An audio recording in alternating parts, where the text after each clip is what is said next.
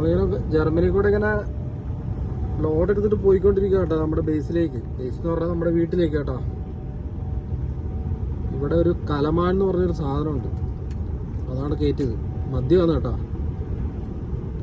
അതെന്തോ നമ്മുടെ നാട്ടിലൊക്കെ ഈ അരിഷ്ടമെല്ലാം കുടിക്കുന്ന പോലത്തെ ഒരു സാധനമാണ്. ഞാൻ കുടിച്ച് നോക്കിയിട്ടുണ്ട്. അപ്പോൾ എന്തോ ഒരു അരിഷ്ടം പോലത്തെ ഒരു ടേസ്റ്റുള്ള സാധനമാണ്. അത് ഭയങ്കര മധുരവും അങ്ങനെയൊക്കെ ഉള്ളൊരു സാധനം കേട്ടോ. അപ്പോൾ ആ സാധനം കയറിയിട്ടാണ് പോകുന്നത്. ഇത് യെല്ലോ റോഡാണ് കേട്ടോ, യെല്ലോ റോഡ്. ബ്ലൂ കളറല്ല, യെല്ലോ റോഡാണ്. അപ്പോൾ ഇവിടെ സ്പീഡ് കുറച്ച് കുറവായിരിക്കും. നമ്മൾ അതിലെ പറപ്പിക്കുന്ന പോലെ നമ്മൾ 85 വെച്ച് കിച്ചാൻ കഴിയില്ല. ഇവിടെ 75 തോന്നുന്നു. ഞാനിപ്പോൾ 75 പോകുന്നത് ഏകദേശം.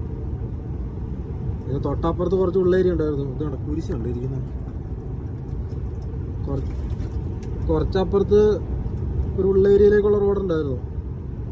അവിടെയൊക്കെ 40-50 ഒക്കെ കേട്ടോ, 30 ചില ടൗൺ ഏരിയകളെല്ലാം. പിന്നെ ഇവിടെയുള്ളവർ, ഞാനിപ്പോൾ നേരത്തെ പറഞ്ഞില്ല കുരിശിൻ്റെ കാര്യം, ഇവർ ഈ റോഡിൻ്റെ സൈഡിൽ ഈ വിജനമായ സ്ഥലങ്ങളിലെല്ലാം കുരിശും പിന്നെ അതേപോലെ ഈ മാതാവിൻ്റെ ഒക്കെ രൂപങ്ങളൊക്കെ ആക്കി വെച്ച് കണ്ടിട്ടുണ്ട് കേട്ടോ.